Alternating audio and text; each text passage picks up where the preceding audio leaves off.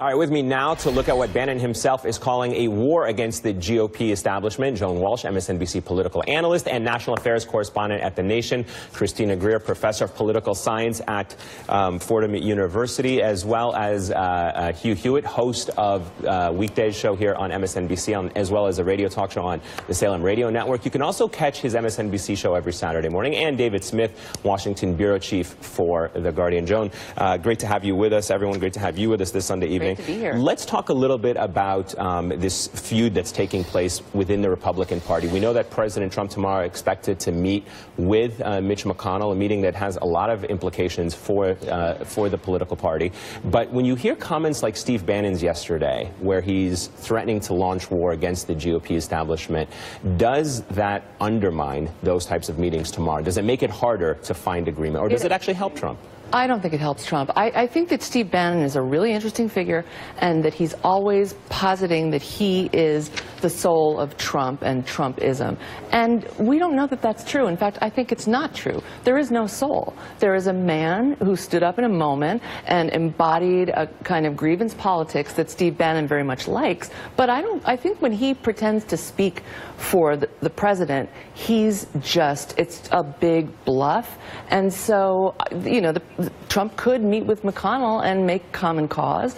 It's unlikely, but I think this idea that Bannon can turn the forces of Trumpism against the establishment is kind of wishful thinking. David, longtime GOP Senator Susan Collins decided this past week that she's going to remain in the Senate, not run for governor, as some had speculated. She's considered a moderate, obviously, very critical of Bannon as well today. Take a listen.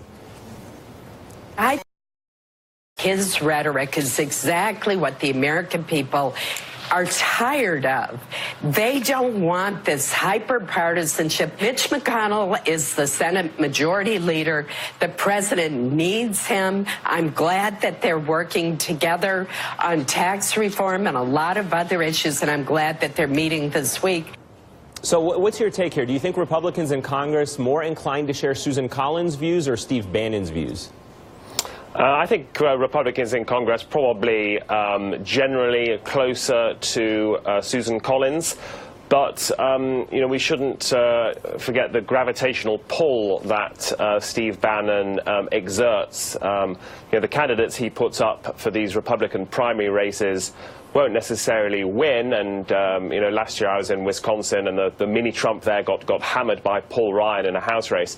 But nevertheless, they do, you know, force candidates to you know, reappraise their policies. Perhaps they drag them to the right in the same way that on the Democratic side we saw sometimes Bernie Sanders pull Hillary Clinton to the left. So, you know, it's a deeply divided party.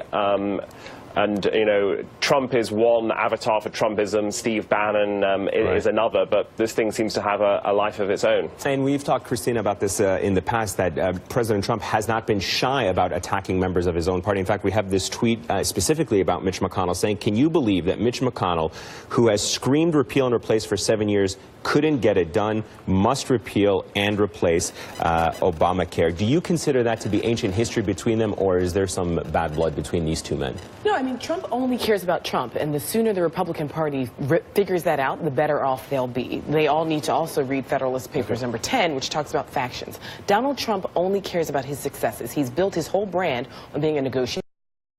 He hasn't been able to negotiate anything. His only successes are sort of unilateral, introspective executive orders. He has almost zero legislative victories with his own party. He's a party of unified government. That means the Republicans control the House, the Senate, yeah, sometimes and the you don't even. Sometimes you have to remind yourself of that with the amount of arguments that are taking place. Exactly, and you know, he's consistently abusive to all of these members of his cabinet, the members of his party, and at a certain point in time, they will hopefully figure out that this man is only about self-serving his ideas and his interests, and that also means ditching them if it will serve him. So if that means working with Chuck and Nancy, he'll do it. If it means working with Bannon, he'll do it. Right. This man has no moral compass and no moral center. So Hugh, to that point, when it comes to people like, and as we were just playing that soundbite or that little clip from Saturday Night Live where the president mocks Senator Corker, to that point that Christina was just bringing, how does the president expect to find consensus when he goes after people like Senator Corker, obviously a powerful powerful leader of the Senate Foreign Relations Committee, especially when the president just kicked things like the Iran nuclear deal and the future of it to Congress to try to get it done. Does he not undermine his own objectives by going after some of these individuals that have a stake in achieving success?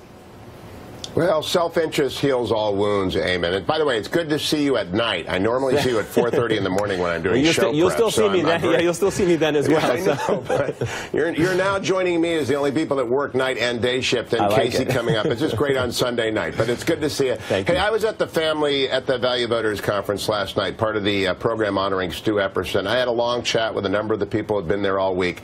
There is a tendency for people not inside the conservative movement and the Republican Party to overestimate the depth of the division. I would simply say, for benefit of historical comparison, take a look at the 1880 convention when the forces of Grant, known as the Stalwarts, against the forces of James Blaine of you brought up Susan Collins, known as the half-breeds, were basically fighting each other in the aisles. The depth of partisan rancor within the Republican Party over the years has crested and gone high, crested and gone low. Right now it's a little bit higher than normal, but Mitch McConnell has worked with the president to get Justice Gorsuch confirmed, 17 appeals court judges confirmed. They're working on tax reform. I tend to believe that those people who are not inside the circus don't realize that everybody inside the circus gets along pretty well.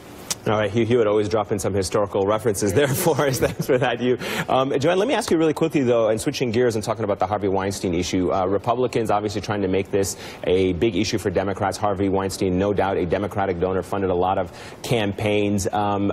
Have the Democrats been successful in distancing themselves from Harvey Weinstein, or have they totally mishandled this so far? I think they've mostly been successful. I don't think it's a partisan issue. We have a man in the White House who was accused by 14 or more women of sexual harassment or sexual assault.